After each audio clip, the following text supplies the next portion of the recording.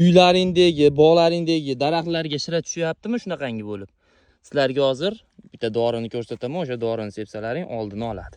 1 litr suvga bir pachkasini aralashtiramiz. 100 litrga bir pachka.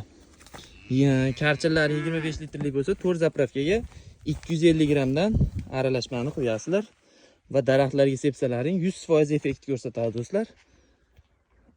Bittadan like bosib bizni kuzatishda davom etinglar. Shunaqangi foydali ma'lumotlar berishda davom etamiz. Sog' bo'linglar, salomat bo'linglar. Bittadan like bosib esdan chiqmasin. Rahmat hammalaringga. Param 55%, muz bilan 20%. Shirani va boshqa kasalliklarning oldini juda yaxshi oladi. Shu tartibda daraxtlarga dorilarni sepasizlar.